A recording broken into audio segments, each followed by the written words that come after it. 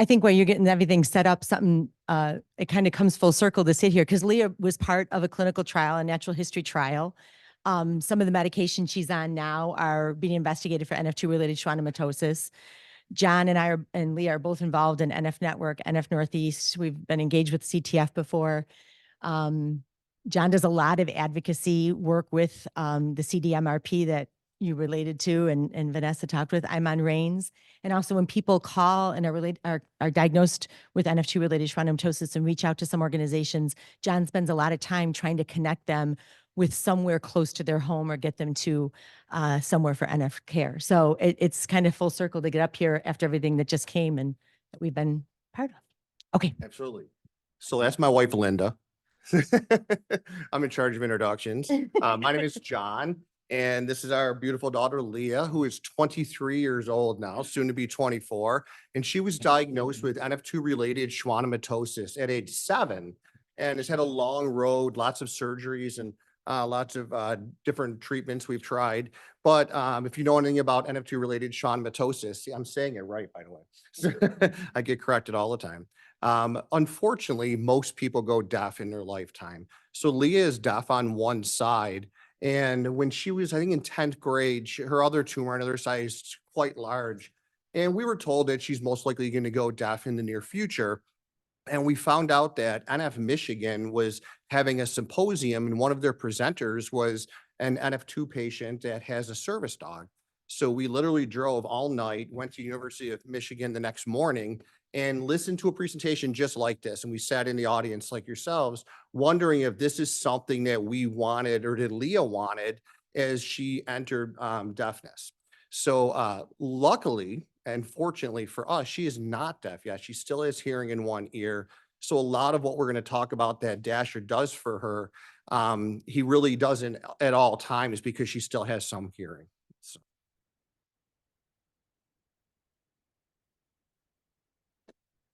Can you hear me? There's a mic there. Oh, perfect. This is Dasher. He is 7 years old. His birthday is, well, fun story. He was born right before Christmas, and it was the reindeer litter. So he was one of 9 puppies. Dasher, Dancer, Prancer, all the way to Rudolph. Yeah. But yeah, he's my service dog. We've been together for, I think, about 6 years now. And he's a hearing and balance service dog. He's a golden lab mix. So a lot of what we're going to talk about today is how the process of getting him, what the training he does for me, and then what the training can be specified for you. Yes. All right. So anyone that already came up and pet Dasher, your blood pressure went down. And there's been a lot of studies done that the interaction between humans and animals can have a positive effect. Your blood pressure goes down, your heart rate goes down. You typically are more relaxed. Now, that's not for everyone, and we have learned to read a room. I mean, there's times we get into an elevator and immediately the person inside will tense up and we're like, we'll go with the next one. You know, you simply have to read the room. But for the most part, they also increase social interaction. And that is one thing I will say for Leah that I noticed as soon as we got Dasher. She's the more introverted of our 3 children. And Dasher forces her, it's a bridge to communication. And so as we'll move forward in talking about what dogs can do, a lot of kids that are nonverbal, if they're working on verbal skills, it's amazing what the bridge of a dog can be. Because there's so many people that come up, can I pet him? Can I talk to him? Oh my gosh, it opens up conversation that is safe. And in the medical world is not medically related. So it also in the medical world decreases cortisol and increases oxytocin levels, which we know reduce stress.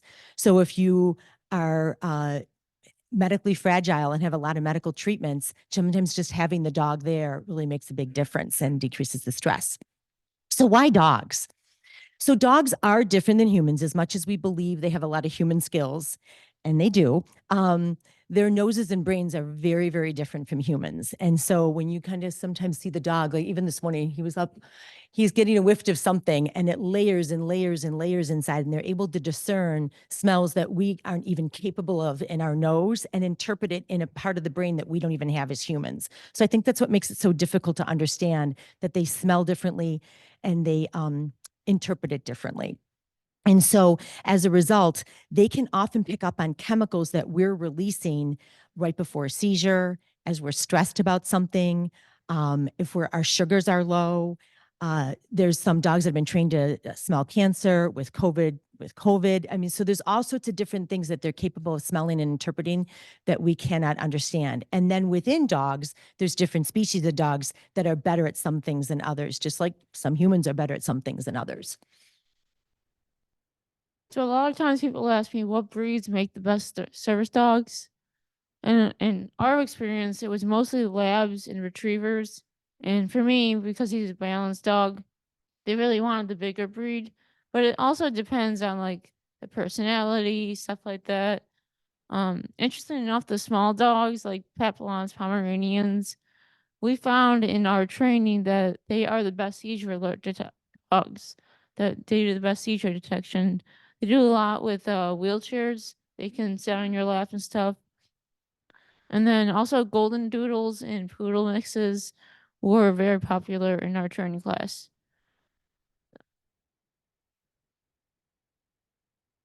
All right, so a service dog is a real specific type of working dog. There's all kinds of working dogs. There's dogs that can sniff drugs that law enforcement use, and there's cadaver dogs, and dogs are used for just numerous purposes. There's a long history of that throughout our country, and most of it started in Germany. But under the ADA, a service animal is defined as a dog that has been individually trained to do work or perform tasks for an individual with a disability. The task performed by the dog must be directly related to the person's disability. So that's why Dasher is a hearing and balance dog. So it gets really confusing because there's actually three types of working dogs that work with people with different issues.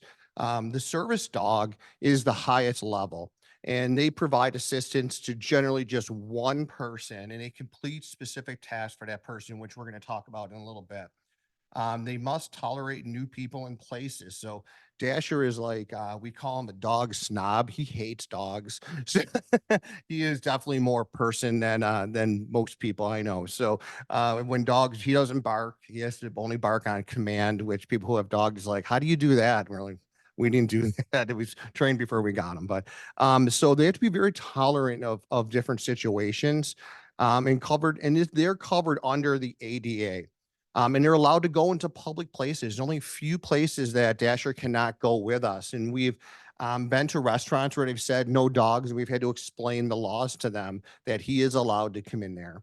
And he just goes under the table, and people generally don't even know he's there. Then you have, I'll go to the far right, therapy dogs are probably the notch below. Dasher is also a therapy dog, and Leah's a social worker. She just finished her master's and is working as a clinician for a foster care agency. And she uses Dasher as a therapy dog as well. He changes his vest to a different vest, and he does some pretty incredible stuff. So they provide support and comfort to sometimes many people, not just one, although she does a lot of hers one-on-one. They must tolerate new people and places as well.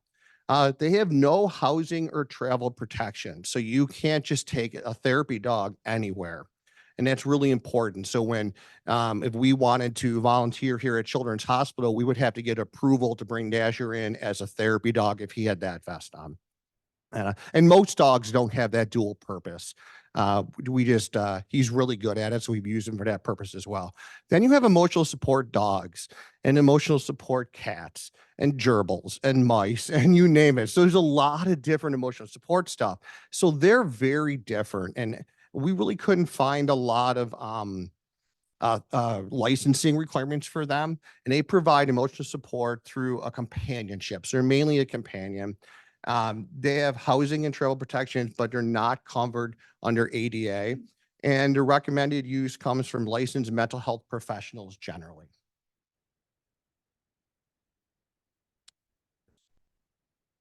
So a lot of people ask, like, what can service dogs do for those with neurofibromatosis? And we all know NF is very multifaceted. You have vision impairment, hearing impairment, mobility difficulties, vestibular system stuff. And then there's the aspect of the isolation of the pain and medical appointments. There are so many factors that go into having NF. And so these are all types of things that service dogs can help with. So specifically, we're gonna go through what dogs can do for individuals in well, the first we have a couple of videos for you. So this one is an alert to a seizure, and there is no caption to this Together one. and she had me back. She went down. I put clutch across her once, and when she recovered, she got up. Then we went to the home, and the first training job in the home, we actually had 2 events. She started to deal with the post-traumatic stress, which leads into the multiple events.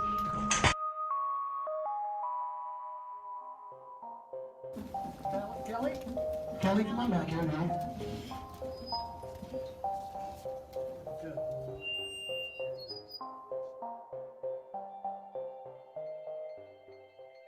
And the only way to get that is to put it in a time like Kelly and these people are doing. I have the privilege of being a part of all their lives.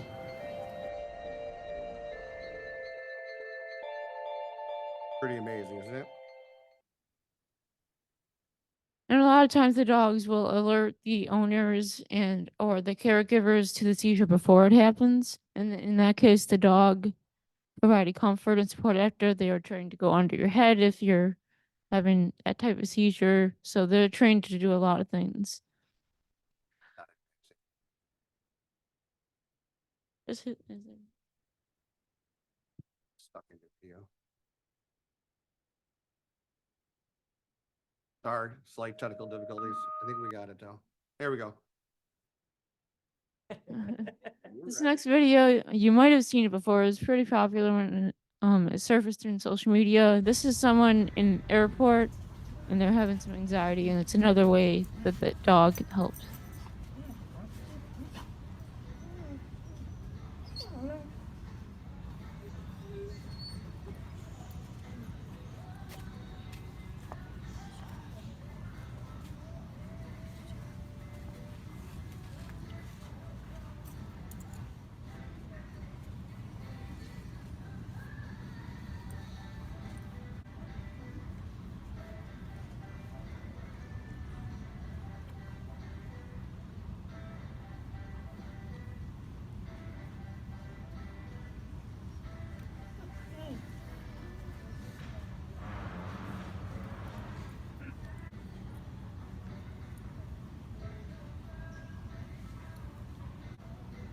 So as you can see, the dog is providing comfort to the individual who is, in this case, scared of flying and has some anxiety around that.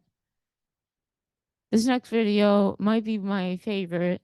I don't know if you guys want to introduce it because I was in the hospital at the time. Yeah. So one of Leah's more recent surgery, she had surgery right here at Boston Children's Hospital, and when she got brought into the intensive care unit, they wheeled her in, and we had Dasher with us, and the entire staff went to the dog, and we had to remind them that Leah was here too. So they were really dog friendly people. We had a blast in the ICU, by the way. So after she was there a day or so, they had this little boy in the ICU, and he was born in the hospital and never left the hospital. I should have no idea. I hope he's left by now. And he'd never seen a dog before, and it was really cool. So they brought him around, and his mother was with him, and they asked if he could meet Dasher. So of course we videotaped it, and it's really cool.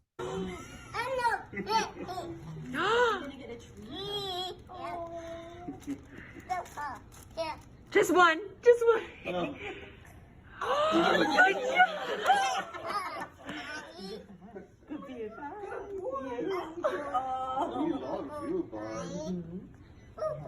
Oh my God. Oh, stop crying. So these impromptu moments happen on a regular basis with Leah and Dasher, and it's really cool. And I think it's one of the best parts about Leah having a service dog. So she's in hospitals all the time, and she gets an infusion once a month at Roswell Park Cancer Institution. And the people want to schedule their infusions when when Leah's there, so Dasher can go visit. So when she gets her infusion now, the nurse practitioner comes in and gets her all set up, and then they take Dasher and they go to the nurse's station and they go to all the little kids that are in the thing, and they all get to meet Dasher. So, and he loves it. He literally thrives on that. He loves little kids. So it's pretty neat. All right. So after we went to Michigan and we talked to this woman, she said, "Oh, there's this great organization in Michigan called Pause for a Cause. And they give these service dogs out for free, and they do hearing and balance dogs." So I'm like, well, this will be easy. So I called them up and started the process, and they said, "We just need your address." And I said, "Well, in North Tonawanda, New York." And they said, "Oh, you have to be a Michigan resident to get a dog." Oh, okay, sorry. Well, can we purchase a dog? No, it's only for Michigan residents.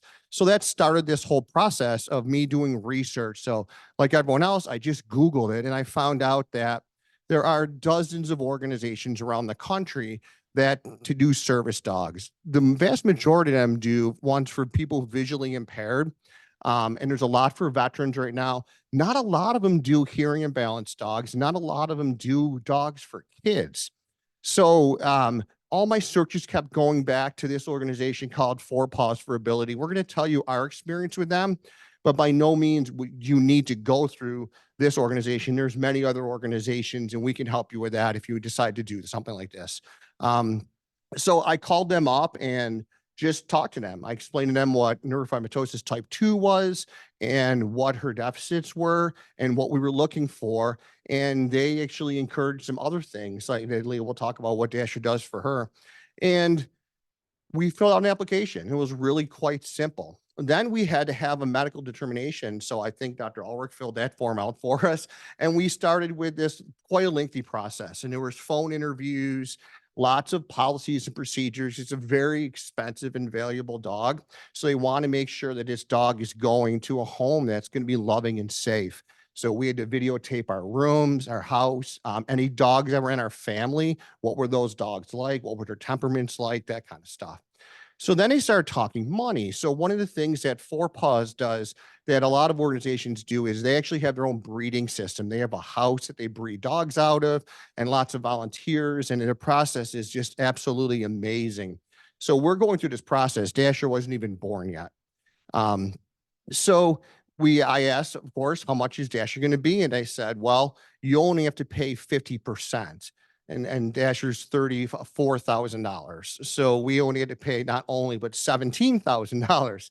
So we're like, okay, let's do a fundraiser. We constantly fundraise anyways for NF2 research. And we did one fundraiser, and within 4 hours, we had $20,000. So we were blessed, and we've helped other families too with that kind of stuff. So we made the payment, and once you make the payment, then you get put in line to get a dog. And I think most organizations are quite similar. And they told us it could be up to 2 years before you get your dog. So when we were anticipating Leah being deaf in that time frame, and there was a video, and then they gave us some training dates. And then before I give that to them about the training, so this organization requires the child and one caretaker of the child, preferably two, to come for a 2-week training program to pick up your dog and learn all about what this dog is going to do. If you can't commit to that with this organization, you couldn't get the dog. It was part of the contract we signed. And so I think about 3 weeks before this date, we got an email with a little picture of Dasher, and we met him for the first time. We found out later there was another dog in line for Leah to get, and he failed the training. So part of what Dasher does is when Leah's deaf, if she's driving in a car and there's a siren behind her, the dog Dasher would alert to her and tell her to pull over, that there was an emergency vehicle. Well, this dog didn't like the sound of the siren. So failed the training. So Dasher was on deck, ready to go. And he jumped in there and he loves sirens. So it's perfect. So I could not go. I was in the middle of work. And so Leah and Linda went to this 2-week training program. And I would have to say it probably was life-changing for them. So the first dates we were given were actually, they try and make the training always on a long weekend. So it was Labor Day weekend, and Leah was supposed to start her freshman year of college. And so we kind of called them up and said, you know, I don't know how we can have her miss her first week of college. And so there was some back and forth, and then we got backed up to Memorial Day. Because the other thing is the dog's got to be ready to go, because this whole training took place before he was even born, but then like a year and a half of training before you even get the dog. So they fit us in for Memorial Day. So Leah had to miss her prom, but she was able to go to her freshman year of college. So the other thing, it's in Xenia, Ohio, which is outside of Columbus, and they have a mall that every one of the vendors at the mall is used to the dogs training there. Almost every restaurant in the area is used to it. They have colleges that they bring dogs in, and college kids train the dogs and train them into dorms. They have a prison program. Dasher spent time in prison. Yes, it's true. Where the prisoners are learning the interaction, the positive interaction with animals, but also helping them train. So all along the way, from the moment he was born, there's volunteers in this house where they're born. There's music playing all the time. They're poked, they're prodded, and then they're given very specific exercises. And then when they get weaned from the mom, they go to a foster family where they focus totally on a few commands in sign language and potty training. And then they move on. I think ours was the prison system, where they moved on, work on more commands, because there's certain things you say and also certain sign language that you do. So that part of this reason we needed the 2 weeks was it was a foreign language to us. We had to learn the language Dasher had been taught. And then there's a hotel that they stayed at, like a residence inn, and they offered breakfast in the morning. That was part of your money that you were charged. And then there was an evening meal 5 nights a week. And so all we really had to worry about was 2 nights a week for dinner, and the week during lunch at Four Paws for our training. So the community is set up to train so that you do need this 2 weeks, but there's very little downtime. There's a little bit of downtime during the training, because sometimes they had to take you individually. So we ended up being with, was it 16? The other thing about Four Paws is they only do children and adults that are veterans. So we had a veteran who had lost both of his legs, and this was his second service dog. We had a child in a wheelchair. We had kids that were autistic. We had kids that were nonverbal. We had kids with severe allergies, so they had to be near their golden doodles that have hair and not fur for the other types of dogs. Kids in wheelchairs, spina bifida, I mean, all sorts of, and their families. So I was alone with Leah because Leah and I could be together. But if you have a very medically fragile child, you have to have 2 adults with you, because one always has to be attending to the child and one always has to be attending to the training. You can flip-flop. There were families that brought their entire family. If one family had 4 kids and got one of Dasher's siblings, as a matter of fact, Prancer.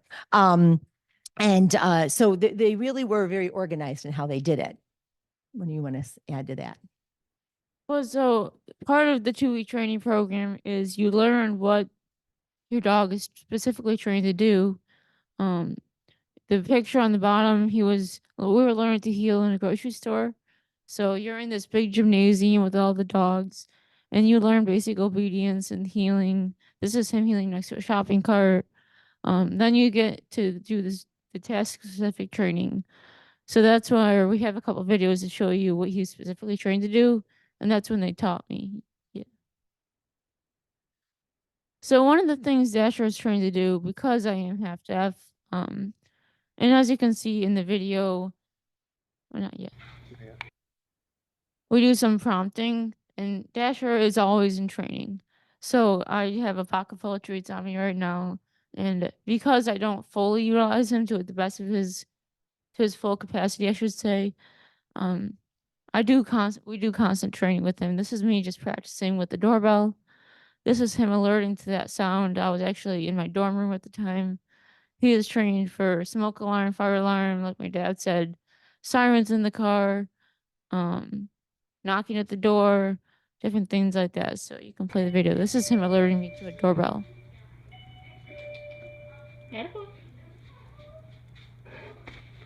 Good boy. Where? Where? Good boy. Good boy.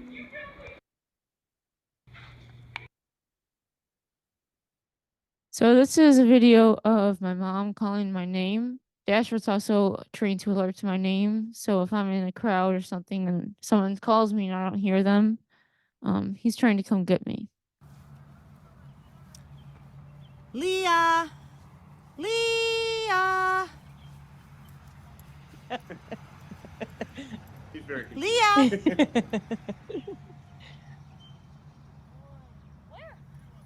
Then he'll take her to where this person was called.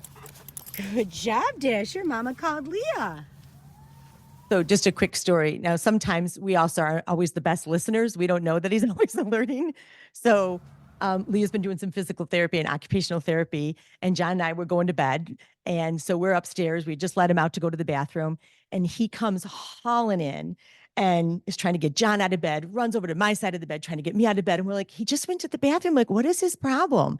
And when Leah must have heard us talking with that, she kind of comes and stands in the door and she goes, well, I was just in the other room laying down on the ground doing some of my physical therapy exercises. So he had come up the stairs and finds her laying on the ground and is like, I know I'm supposed to do something. So he comes to get us and we're like, And we didn't respond. we finally figured it out, but it just goes to show that Smartest in the room. yeah, we all need to focus on the training sometimes. Another thing Dasher helps with, because of his size, as you can see, he's quite large. This red handle on his vest is balance assistance. Since I have no vestibular system, I tend to get a little off balance on stairs, uneven surfaces, especially some of you may know at night and at dark. So Dasher is trained to heel very close to me, brushing up against my leg, and I can hold on to that handle for support. I think one of the most important things Dasher is trained to do is what Four Paws called it, companionship. And that's exactly what he does. He goes everywhere with me. He goes to work, he went to school, he has a master's degree. So he does it all. This is him laying in a hospital bed with me during one of my surgeries. So He was laying in, yeah. yeah. She gets access once a month with her Metaport to get Avastin. And again, at Roswell, where she goes, they're used to seeing her, he's used to seeing all the nurses interact with her. Well, she needed a sonogram a couple of years ago, and I went with her, and Dasher sat under the chair with me, and the girl got the sonogram probe out, and Dasher jumped up and put his paws on the table like, what are you doing to my person? So it just is another example that he's like, do you need me? Because I'm here if you need me, and I just want to make sure you're okay doing what you're doing. But it was he was familiar with the people doing the Metaport. He wasn't familiar with this girl doing the sonogram. These are just a few more pictures because I have way too many pictures of Dasher. But this is everything he does for me. So a lot of it you can't really put into words. But like we said, he goes to my monthly Avast infusions with me. He knows every single child on that unit. He knows every single nurse and doctor. So he's a hit. But he's always he never leaves my side. He's there with me. I go to these mostly alone because it's during the workday. So I couldn't do it without Dasher. There's a few more pictures. The middle one, yes, that is in a dentist chair. He stared at me the entire time my teeth were getting cleaned. That first picture is my favorite. So here's just some information for Four Paws. And again, there's many organizations, but we just put that up there. If anyone was interested, they could snap a quick picture of that, or we happily provide that with in a later time. So there is a reality check. So with a lot of these organizations, there is a cost. I think it's fairly easy to fundraise for dogs. Everyone loves dogs. Dogs are huge right now. So we definitely could help people with that process. And then there's organizations that that do provide the dog for free. So I think to make sure that it's a reputable organization is important. We've read a lot about dogs or organizations that use rescue dogs. Four Paws used to use rescue dogs, and for every dog that became a service dog, they had to train 10 dogs. Now it's more like with the breeding system, for every dog, they have to train 2 dogs. So that was one of the things that we really liked about this organization. The responsibility is huge for the patient, for the NF patient who has the dog, is they go everywhere with you. So he was in the car with us driving here yesterday. He was in the hotel last night. We're so used to it. We can't imagine not having him. But at first, there was quite a change. There's a stigma that comes along everywhere that Leah goes. Someone knows that she has a service dog and they don't know what that dog's for. Some organizations don't allow petting. This organization, because what Dasher does is not all the time on duty. He is on duty all the time, but if Leah was blind, it would be very different. No one pets blind dogs, that for sure, because that dog is always doing something for that individual. So for us, it says on his vest, please ask to pet. And that has really caused a lot of people to come up to us, and most of them do ask, which is great. And that gives Leah a chance to stop what she's doing, put him in a down, and say yes. It's really nice compared to people. Sometimes you walk into a room and then everyone just runs up. Most people are super respectful of this. And we hear people telling their kids, oh, that's a service dog, don't go pet them. And then we'll use that as like a teachable moment and say, well, with Dasher, if you ask the pet, you can pet him and stuff like that. But there is a stigma. The training is constant. He has probably lost a lot of his training because we're not utilizing him to the fullest. And so we do practice that. I set the smoke alarms off and stuff like that. And we see if he still can get her out of the room and stuff like that. And for Dasher, hair is a huge problem. He sheds a lot. We had our ducts cleaned this week, and Dasher was at work with Leah, and the guy took a picture of our duct and he showed it to me and he goes, do you have a dog? And we're like, yeah. And it was unbelievable. I could not believe. He showed it before and after. He filled an entire bag of stuff from Dasher. We could have made 2 Dashers with the the hair. But all right, so that's all we have, but we definitely would answer any questions that anyone had. Yes, sir.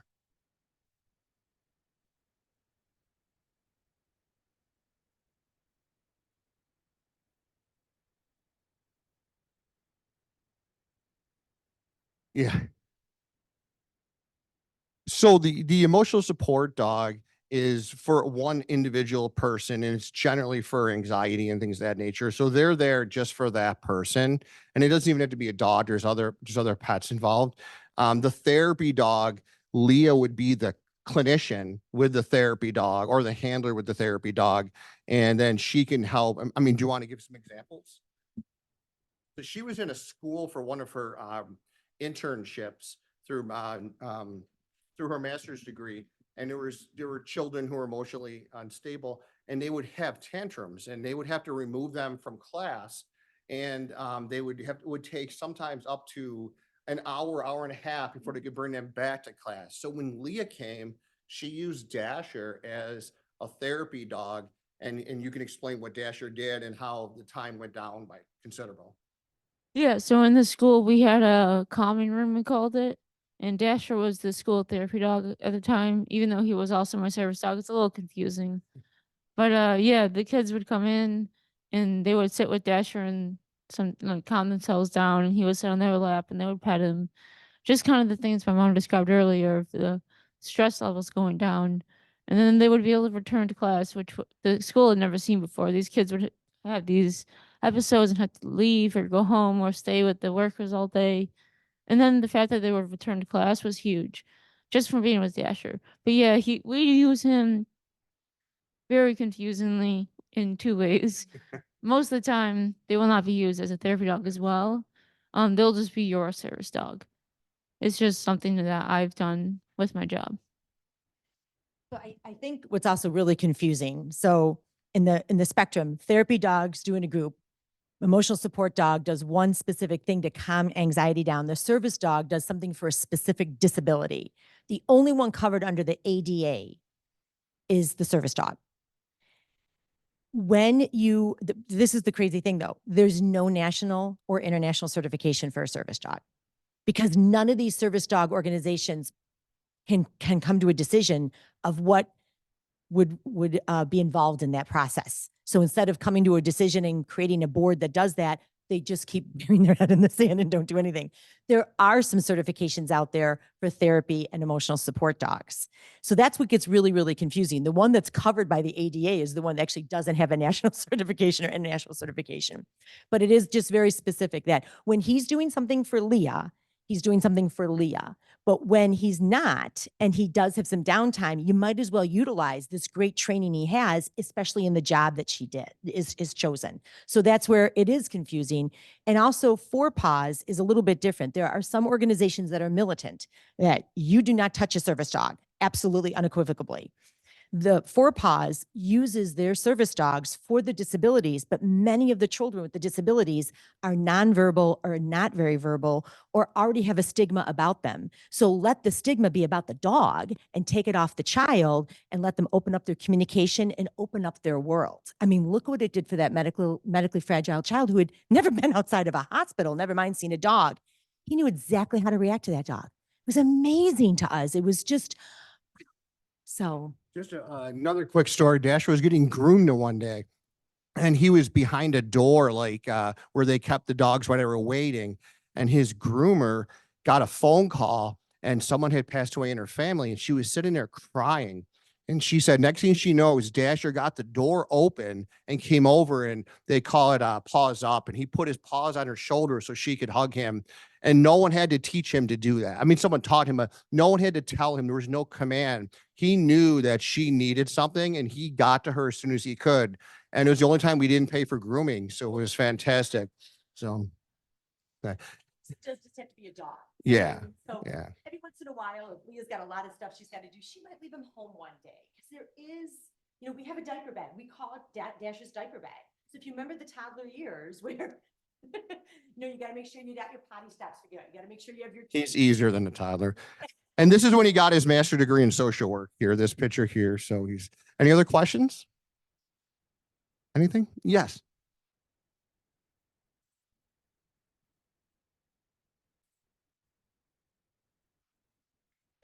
Certification, but do states have regulations?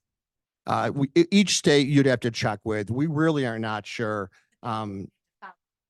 Yeah, they have to, the federal supersedes them, and that's where the ADA kicks in. So the state can't say you can't bring Dasher to school with you type of thing. But there could be licensing requirements in different states. New York State did not have them.